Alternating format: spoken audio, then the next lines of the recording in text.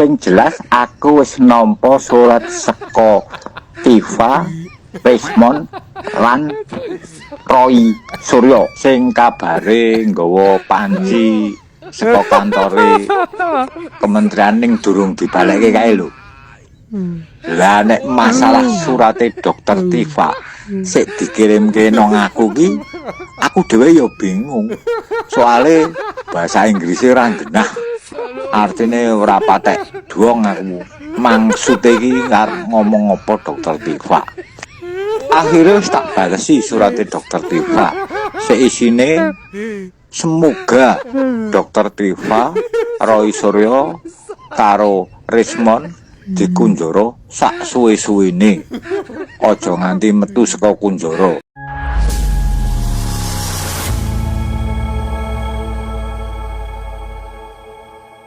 Assalamualaikum warahmatullahi wabarakatuh. Saudara-saudaraku sebangsa dan setanah air, dimanapun kalian berada, semoga kalian selalu dalam kondisi sehat walafiat. Berjumpa lagi dengan saya di Gaspol Update. Kami bukanlah buzzer pihak manapun, kami hanya menyajikan keputusan ada di tangan Anda. Teman-teman, ini ada video yang menurut saya cukup menarik, yakni tentang kabar terbaru dari si dokter mangkrak ya, alias si dokter Tifa-Tifu. Ya, menurut saya sejauh ini, inilah yang paling jauh. Kenapa demikian? Karena akhirnya surat yang dikirim oleh si Tifa-Tifu ke Donald Trump ya, ke pemerintah Presiden Amerika Serikat, akhirnya dibaca, direspon, dan dibalas. Keren. Berbeda dengan surat dan laporan Panci dan kawan-kawan, misalnya ke Amnesty Internasional, ke PBB, termasuk ke Perlindungan HAM yang berlokasi di Den Haag, Belanda, yang nggak digubris sama sekali. Termasuk yang dikirim aduan yang dilakukan oleh Mbah Egy ke WWF ya, ke sebuah instansi tinju bebas gulat yang nggak digubris. Khusus surat yang ditulis si Tifa-Tifu dibalas oleh Donald Trump. Keren. Luar biasa sekali manusia yang satu ini ya. Inilah manusia benar-benar mangkrak. Hanya saja teman-teman ya, jawabannya Donald Trump yang bikin ngakak ya. Dan sejauh ini, inilah yang menurut saya paling jauh. Dijamin sakit perut hingga guling-guling dan mules ya. Nah, bagaimanakah videonya dan bagaimanakah respon netizen? Mari kita tonton bersama. Kemudian mari kita komentari bersama di bagian akhir video. Ini dia. Sing jelas aku wis nampa surat saka Tifa, Rismon lan Roy Suryo sing kabare nggawa panci saka kantore kementerian ning durung dibalekke kae lho. Lah nek masalah surate dokter Tifa sik dikirimke nang aku ki, aku dhewe ya bingung. Soale bahasa Inggrise ora genah. Artine ora patek dong aku. Maksude iki arep ngomong apa dokter Tifa. Akhirnya tak balesi surate dokter Tifa. Seisine semoga dokter Tifa, Roy Suryo karo Rismon dikunjara sak suwe-suwene. Aja nganti metu saka kunjara sak lawase. Ngono ya kanca-kanca, matur nuwun. Astagfirullahaladzim. Ya, aduh.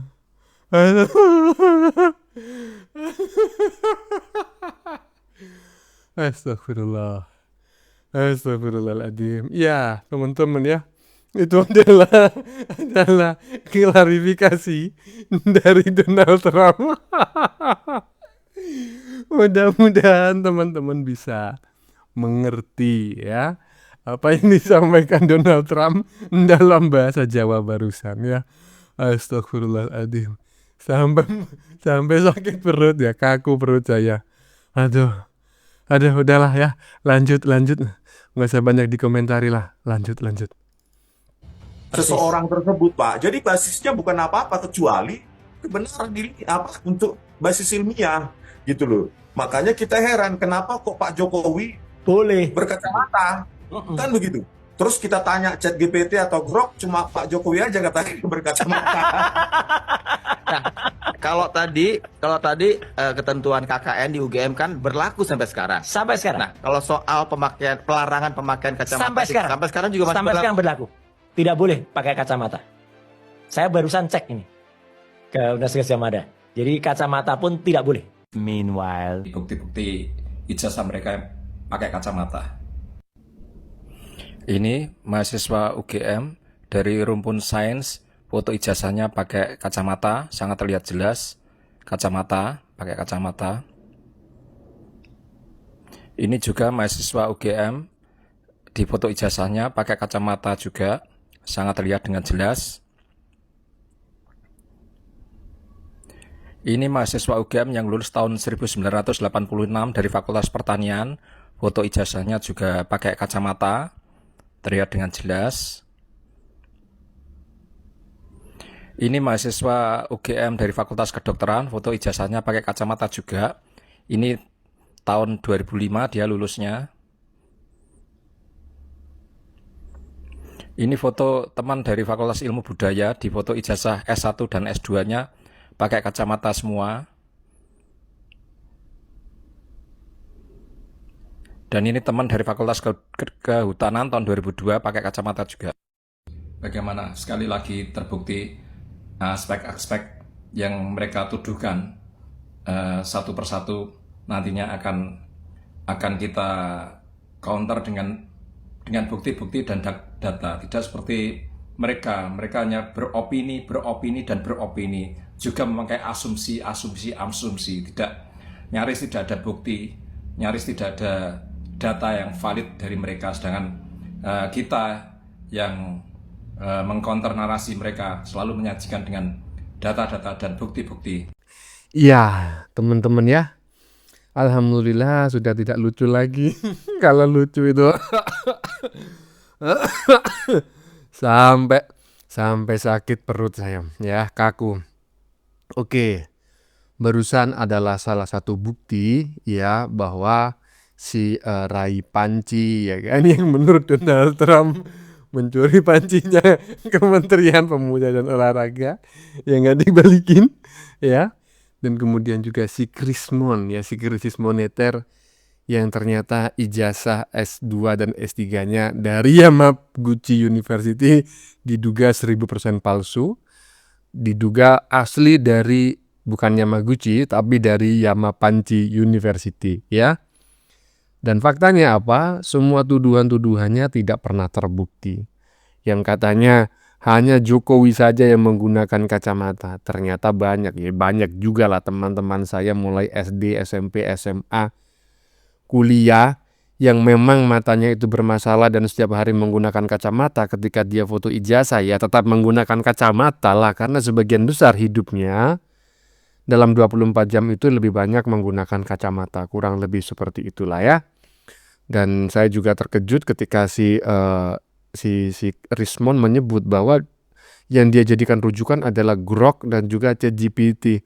Katanya kau ahli digital forensik, teman-teman. Kok bisa yang kau jadikan rujukan ChatGPT sama Grok gitu loh. Aduh, abal-abal beneran nih. Lanjut. pikirannya nggak nyambung. Goblok. Ijazahnya tetap palsu. Ya. Tolong. Skripsinya itu Padahal 99% palsu. Padahal acara reuni itu makin ketahuan bahwa kau Pak Jokowi, bahwa kau Jokowi panik, kamu panik. Panik kenapa, Pak? Santai kok dia, santai ketawa-tawa. Santai itu pura-pura itu, aduh biar sinetron, seakan-akan wah bagus. Siapa? Lihat aja di fotonya itu, kita lihat foto ini. Ada Ngubanan, ada, masa nggak satu umur semua? Ada loh, saya wartawan loh. Saya udah wartawan, saya udah lacak beberapa orang foto-foto itu. Ada di situ salah satu lulusan ITB satu. Saya tahu. Yang dekat dengan pejabat satu, hati-hati. Kedua, ada seorang pernah tambal ban. Ada di situ. Saya udah lacak semua. Jangan dikira kalian ini. Kalau saya Barreskrim, Semua kalian dipoto reuni akan saya periksa satu-satu mana ijazah kalian. Nah, itu. Di mana kau Bukan, Polda Metro Jaya. Kau enggak baris krim lah Polda Metro enggak dipercaya lagi. Oh, lu gila. Masa Polda Metro ini kesombongannya Jokowi ini bahwa saya bisa atur polisi semua. Itu kelihatan kok. Oke. Anda dipanggil di Polda ternyata Anda merasa sakit, berbohong kamu. Iya. Tapi kamu ada acara kongres. Tidak peduli usia Anda, 50, 60, atau bahkan 70 tahun. Jika kondisi gagal jantung, Acara kongres Teriak-teriak dia. Teriak-teriak dia. PSI. Kaca. Nah, terus kedua. Nggak punya ijazah. Itu aja kau bawa-bawa. Iya kan, Aduh, katanya Pak sakit. Jokowi. Sakit. Itu udah kau bohongin. Berarti kau betul-betul kau bisa atur polisi-polisi yang pintar itu jadi. Aduh gimana? Gue bilang, nanti saya juga penghinaan. Tapi nanti udah turun atasan. Sampai ada ngomong bahwa target adalah 3 dokter Tifa, dokter Sersmon, dokter. Udah saya katakan, kau bikin kayak si Gus Nur, ulama udah kau penjarakan, Iya. wartawan udah kau penjarakan, mau kau penjarakan masyarakat orang-orang pintar ini. Orang ini bukan orang bego, Iya. dokternya dokter UGM semua. Wajar mereka ini protes karena menjelek-jelekan nama UGM. Jadi itu semua kalau saya Kapolda, Kapolda Barreskrim lah. Saya ganti Kapolri ganti dulu. Saya panggil ini semua reuni foto ini semua. Saya periksa satu-satu. Berapa puluh orang nih? Saya 30 periksa orang satu-satu. kan? Tahun berapa kau UGM kau? Ya. Benar. Hati-hati loh. Semua yang saksi-saksi yang foto itu semua akan bertanggung jawab. Kalian bisa diadu domba sama Jokowi. Ya. Makanya Pak Jokowi kamu tidak punya ijazah. Yang nggak nyambung itu dirimu Panci. Aduh, ini memang ya golongan orang-orang yang menurut saya memang pikirannya terbalik begitu. Tetapi kalau kita pikir bareng-bareng ya, seperti yang disampaikan oleh banyak netizen, mungkinkah ada orang yang yang bodohnya itu kagak ketulungan seperti orang-orang ini? Apakah orang-orang ini benar-benar bodoh, benar-benar DUNGU, ataukah sebetulnya kebodohan mereka, kedunguan mereka ini adalah sebuah settingan ya, sebuah acting demi tujuan tertentu, mungkin karena memang ada sokongan dana dari orang yang berbadan besar. Hah? Bukan orang besar ya, bukan hanya orang besar tapi juga berbadan besar, sehingga mereka harus senantiasa terus berpura-pura bodoh, macak goblok, macak bego, agar kontrak kerjanya tadi misalnya sekian miliar itu nanti bisa cair, ataukah bagaimana, saya tidak mengerti gitu loh. Ya, karena apa yang disampaikan oleh orang-orang yang dalam podcast barusan ini, jangankan saya gitu ya, anak SD aja mengerti gitu loh, mana yang salah, mana yang benar gitu. Aduh, lanjut. Mereka ini, jadi mereka mendesain cerita bahwa mereka ini adalah ahli, itu dibikin dulu kepercayaan publik dulu bahwa, publik sepakat dulu ya bahwa Rismon ini adalah ahli, bahwa yang namanya Ibu Dr. Tifa adalah ahli, bahwa Roy Suryo adalah ahli. Sepakat dulu bahwa mereka ini ahli. Nah, pada alam berpikir ketika orang sepakat mereka ini ahli, maka mereka bisa berdalih atas nama keahlian mereka itu. Dan segmen publik pasti akan berpikir, oh iya, jangan-jangan betul. Kenapa? Karena yang ngomong ini ahli. Gitu.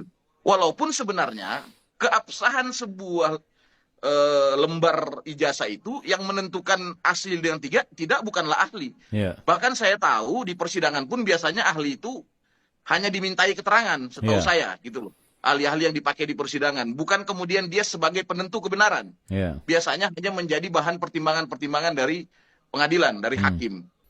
Nah, ini saya sependapat ya dengan apa yang disampaikan netizen barusan, bahwa memang orang-orang yang saat ini mengklaim dirinya adalah seorang ahli, mulai ahli digital forensik ya, walaupun ternyata faktanya kemungkinan besar 1000 triliun % adalah abal-abal ya kan, kemudian ahli telematika ya kan, yang juga nggak jelas latar belakang pendidikannya. Ini sebetulnya adalah sebuah settingan belaka ya.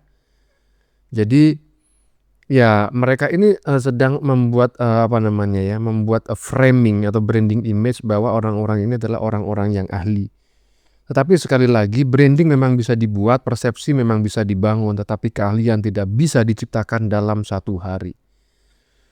Walaupun awalnya mereka berhasil ya memanipulasi opini publik ya kan, menggerakkan opini publik sehingga menganggap mereka adalah seorang ahli, awalnya berhasil, tetapi melalui perjalanan waktu sedikit demi sedikit mereka pada meragukan, karena sekali lagi opini publik bisa digerakkan ya kan, branding image bisa diciptakan, tetapi keahlian yang sebenarnya tidak bisa dibangun dalam waktu 1 hari. Lama-lama masyarakat mengerti bahwa sebetulnya mereka ini bukan seorang ahli, adalah cuma seorang yang mengaku-ngaku sebagai seorang ahli. Oleh karena itu kita sama-sama menunggu kapan kira-kira orang ini akan berstatus sebagai tersangka. Lanjut. Tertawakan itu. Reuni itu satu, biasanya diselenggarakan mendekati atau bahkan sudah. Panci, di mata lu yang sempurna hanyalah kelompok teletabis lu. Sedangkan Pak Jokowi semacam bumerang di mata lu. Kalau nggak diceritain, kalau nggak diomongin nggak seru, menurut lu nggak ada duit lu ya. Karena apa? Gelandangan politik kayak lu ini ya, memang patutnya ditakdirkannya, diutusnya sama Dazal untuk membenci orang, untuk memfitnah orang, dan juga untuk memprovokator orang lain. Tapi ingat Panci, seumur hidup lu nggak akan ada kebahagiaan. Karena apa? Amalan lu nggak ada sama sekali. Yang ada hanya kebencian. Ingat Panci, udah mau kiamat nih. Lu nanti bisa jawab dari malaikat, nah? Jangankan jawab dari malaikat nanti. Baca syahadat aja lu nggak tahu nanti. Astagfirullahaladzim. Iya. Ya, komentar netizen barusan ya hubungannya dengan keyakinan teman-teman ya, dengan surga, neraka dan lain sebagainya. Ya mungkin agama dan keyakinan gitulah. Saya hanya ingin mengomentari apa yang disampaikan oleh si Maling Panci yang menyebut bahwa ketawa gitu loh.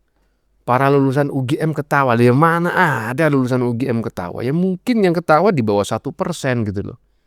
Karena mereka yang melakukan reuni juga lulusan UGM, kan seperti itu. Coba bayangin ya kan, kok bisa-bisanya menggiring opini bahwa diketawain.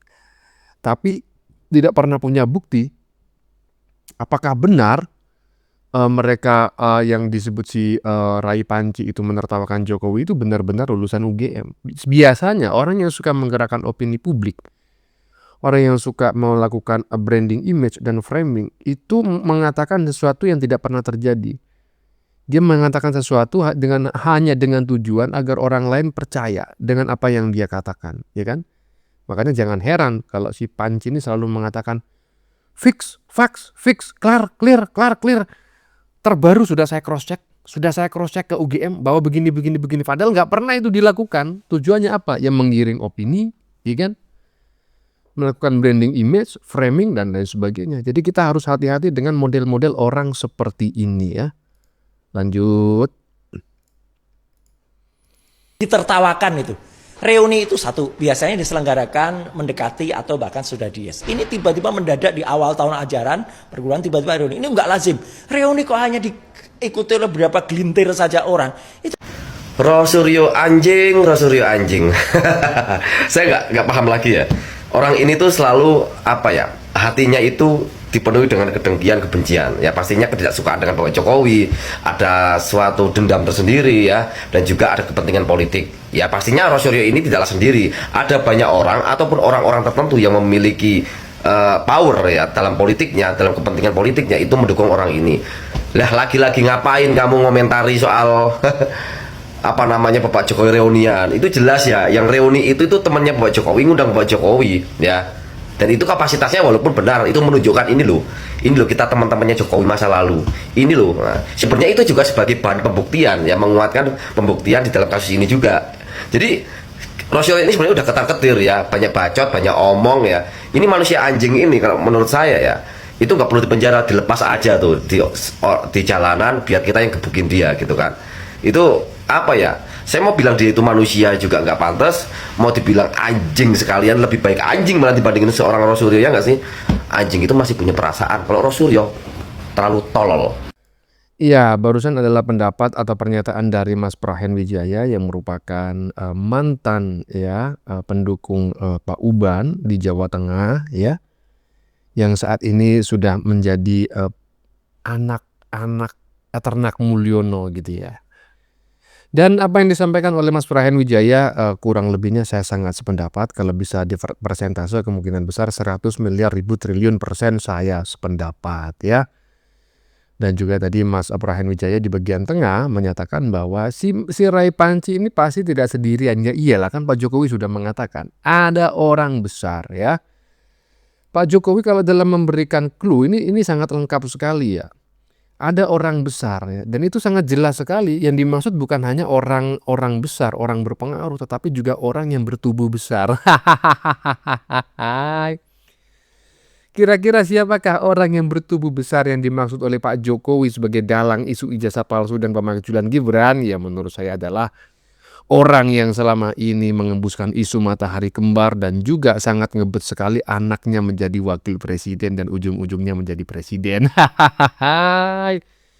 Tapi sekali lagi itu adalah dugaan saya. Nah, bagaimana menurut teman-teman ya? Silakan tulis pendapat Anda di kolom komentar ya, baik Anda yang setuju maupun yang tidak setuju dengan isi konten ini. Sebelumnya saya memohon maaf jika dalam penyajian konten ini ada kata-kata yang menyinggung, kurang tepat penggunaannya, atau ada data yang dianggap keliru atau salah. Saya memohon maaf yang sebesar-besarnya. Kita jumpa lagi di lain video. Salam NKRI.